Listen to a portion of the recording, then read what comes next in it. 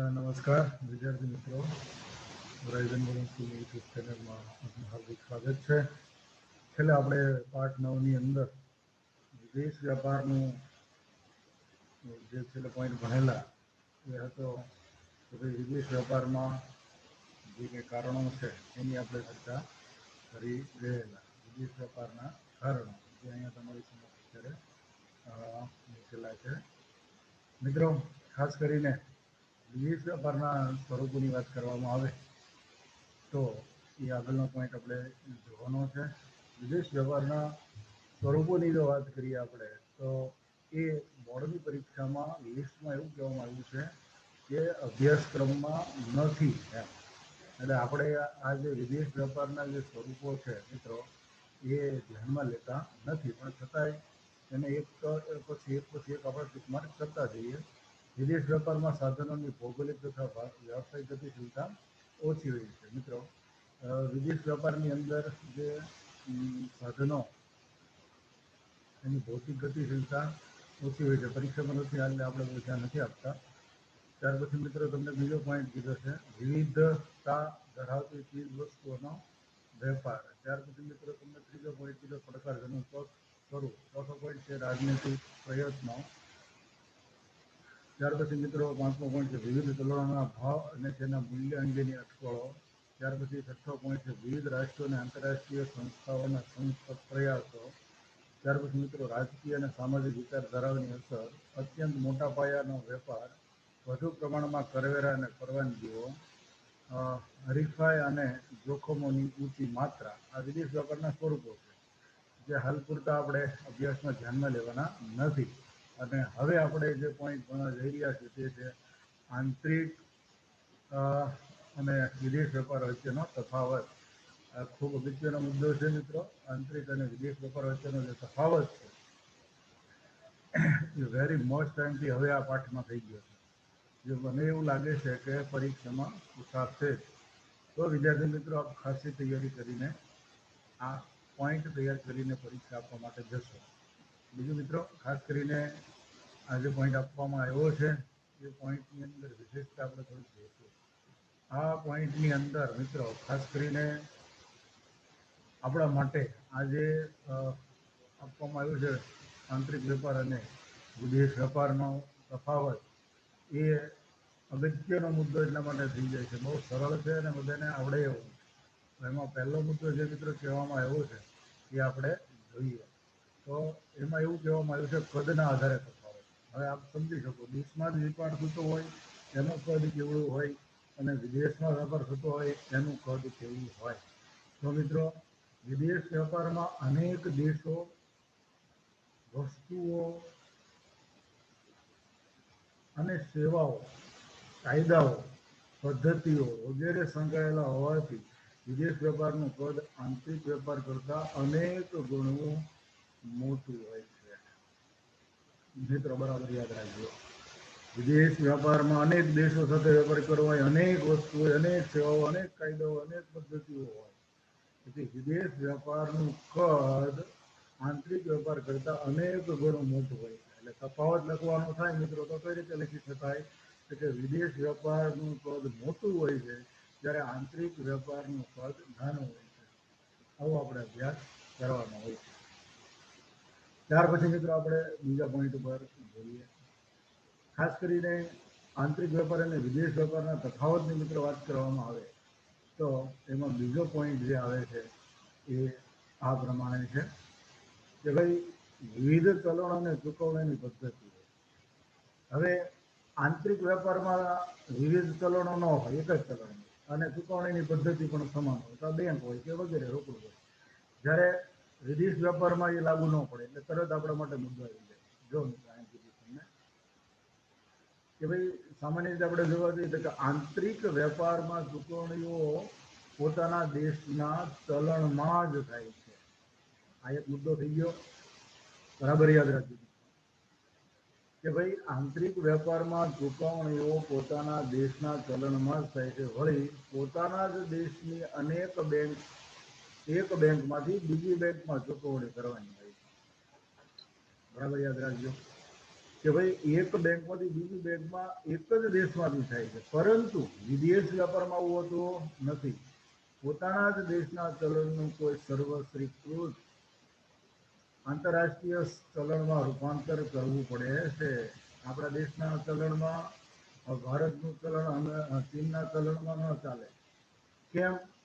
તો કે ભાઈ ભારતનું જે ચલણ છે એ ભારતમાં ચાલે, આંતરરાષ્ટ્રીય ચલણમાં ચાલે નહીં. તો વિદેશ વ્યાપારમાં પોતાના દેશના ચલણનું કોઈ સર્વસ્વીકૃત આંતરરાષ્ટ્રીય ચલણમાં રૂપાંતર કરવું પડે, એટલે કે ડોલરમાં ચૂકવણી કરવી પડે. જ્યારે ભારત જેવા દેશોની અંદર નાણું જે છે એનું એ જ ચાલતું હોય છે.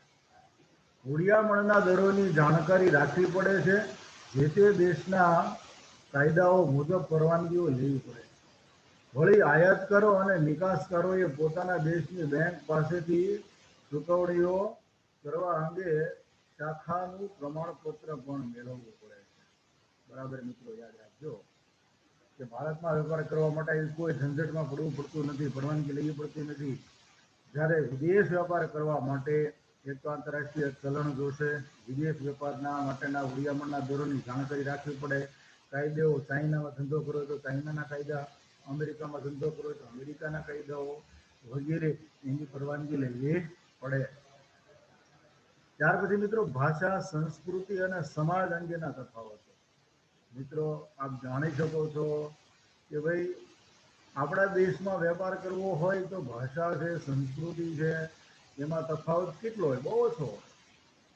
જ્યારે વિદેશમાં આપણે વેપાર કરવાનો હોય તો અહીં લખ્યું છે કે ભાઈ આંતરિક વેપારમાં વિનિમય એક સમાન ભાષા, સંસ્કૃતિ અને સમાજ વ્યવસ્થામાં થાય છે. એક જ સરખું બધું હોય. ભારતમાં વેપાર કરવો બહુ મુશ્કેલી ન પડે, પરંતુ વિદેશ વેપારમાં દરેક દેશમાં ભાષા, સંસ્કૃતિ, સમાજ વગેરે જુદા હોવાના કારણે કોઈ પણ પ્રજાની લાગણીઓ ન દુભાય તે રીતે વેપાર કરવો પડે. મિત્રો ભાષાની વાત કરવામાં આવે, સંસ્કૃતિ, સમાજ બધું જોવું પડે. દાખલા તરીકે ભારતમાં વેપાર કરવો હોય તો સિંહનું જે ચિત્ર ક્યાં મૂકવું હોય તો સરકારની પરવાનગી લેવી પડે. મોરનું જે મોરથી રાષ્ટ્રીય પક્ષી હોય તો એની પરવાનગી લેવી પડે. કલરો, લાલ અથવા તો અમુક અમુક પ્રકારના જે કલરો હોય એ કલરનો ઉપયોગ આપણા દેશની અંદર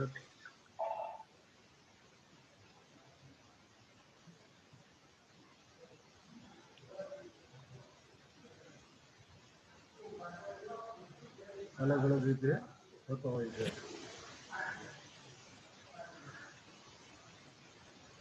ત્યાર પછી મિત્રો આપણને જે વાત કરવામાં આવી છે એ છે કે ભાઈ વાહન વ્યવહાર ખર્ચનો તફાવત. મિત્રો વાહન વ્યવહારના ખર્ચની વાત કરવામાં આવે તો વિદેશ વેપારમાં આંતરિક વેપારની સરખામણીમાં વાહન વેપારનો ખર્ચ ઊંચો હોય છે, પરંતુ દરેક દેશની હદ પર અનેક જાતના વેરા ભરવાના હોય છે, જે આંતરિક વેપારની સરખામણીમાં વધુ હોય છે. એક જ ઘણું છે સાહેબ, તમે કહો ને. એટલે કે આંતરિક વેપાર અને વિદેશ વેપારની વાત કરવામાં આવે તો ભાઈ આંતરિક વેપારમાં ખર્ચ ઓછો થાય છે, વિદેશ વેપારમાં ખર્ચ વધુ થાય છે. હરીફાઈના પ્રમાણની વાત કરવામાં આવે મિત્રો તો હરીફાઈના પ્રમાણમાં તફાવત. આંતરિક વેપારમાં કોઈ વસ્તુના અનેક ઉત્પાદકો હોય છે તો પણ ઉત્પાદનના સાધનો, ટેકનોલોજી વગેરે સમાન હોવાના કારણે તેઓ વસ્તુનું વર્ગીકરણ અને વિભિન્નતાના ધોરણો વધુ પડતા હરીફાઈ કરી શકતા નથી. એટલે કે એક જ દેશની અંદર અમુક અમુક વસ્તુઓ સમાન ધોરણે, સમાન અને એક સરખી હોય તો એ હરીફાઈના ધોરણો ન મળે, પરંતુ વિદેશ વેપારમાં ઉત્પાદક, વર્ગીકરણ અને ભિન્નતાના આધારે હરીફાઈ કરે છે. વળી કોઈ દેશમાં એક પ્રકારની વસ્તુ વેચવા માટે જે તે દેશના ઉત્પાદકો અને અન્ય દેશના ઉત્પાદકો બજાર હિસ્સો મેળવવા હરીફાઈ કરે છે. એટલે કે વિદેશ વેપારની અંદર હરીફાઈનું પ્રમાણ ખૂબ મોટું હોય છે. દાખલા તરીકે જ્યારે ભારતમાં વિદેશી ગાડીઓ ન હતી ત્યારે દેશના ઉત્પાદકો વચ્ચે હરીફાઈ હોવા છતાં તેનું પ્રમાણ આજના સમય જેવું નહોતું. જ્યાં રોજ નવા મોડલ, નવા આકર્ષણો અને નવી વિજ્ઞાપન વગેરે જેવા જોવા મળતા હોય અને વિદેશી કાર બનાવી કંપનીઓને ભારતના બજારમાં પોતાનો હિસ્સો વધારવા માટે પ્રયાસ કરે છે. અત્યારે વિદેશી કંપનીઓ જે છે ભારતની અંદર કોઈ પણ ભોગે પોતે પોતાનો વેપાર કરવા માટે ગમે તે ચુકાવો અજમાવતા હોય છે. ત્યાર પછી મિત્રો છઠ્ઠા મુદ્દામાં કીધું ગ્રાહકોને સંતોષવા અંગેનો તફાવત. એક જ દેશમાં સમાજ, શિક્ષણ, સજાગતા, માહિતી, પસંદગીઓ, મૂલ્યો, સહનશીલતા વગેરેના ધોરણો સમાન હોવાને કારણે કોઈ વેચનારને ગ્રાહકના સંતોષનો અંદાજ સહેલાઈથી મળે છે અને તે પ્રમાણે વસ્તુઓનું ઉત્પાદન, વેચાણ અને વિજ્ઞાપન તે કરે છે.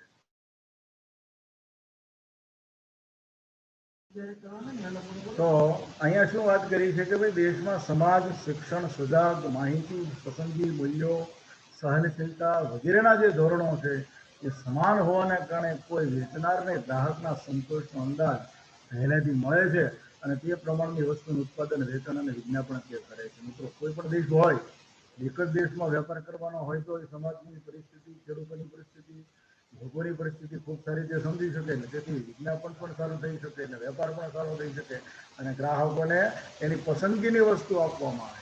પરંતુ વિદેશ વેપારમાં દરેક દેશમાં આવી બાબતોમાં મોટો તફાવત હોય છે. ભાઈ આપણા દેશની અંદર ગુજરાતમાં તમે જુઓ તો અહીંયા લોકો વધારે શું ખાય આપણે જોઈએ કે ચાલો તે સિંગ તેલ લાવવાનું, જ્યારે વિદેશમાં આનો ઉપયોગ ન થતો, એની પસંદગીની વસ્તુ આપણે ત્યાં સિંગ તેલનું સ્ટોક કરીને બેસીએ ન ચાલે. એટલે માટે વિદેશ વેપાર માટે દરેક દેશના ગ્રાહકોને સંતોષવા માટે ખૂબ મહેનત કરવી એટલે આંતરિક વેપારમાં ગ્રાહકના વર્તનની આગાહી કરી શકાય, જ્યારે વિદેશ વેપારમાં સહેલાઈથી આ પ્રકારની આગાહી થઈ શકતી નથી. તો આ પણ એક મહત્વની બાબત આપણે ગણી શકીએ.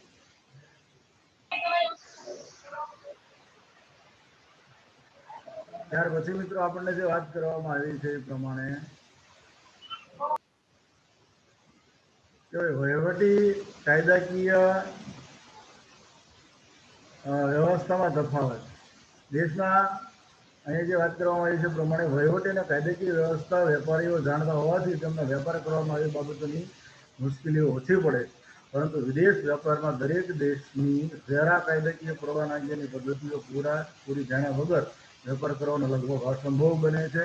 અન્ય દેશોની નીતિઓ વિશેની માહિતી મેળવવાની પ્રક્રિયા અઘરી અને ખર્ચાળ બાબત છે.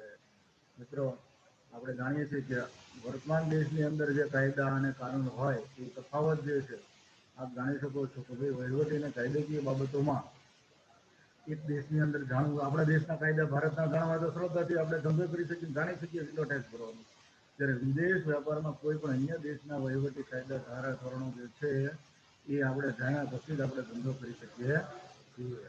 તો મિત્રો, આ તો તફાવત આપણે અહીંયા રાખીએ, તફાવતને બાકીનો આવતા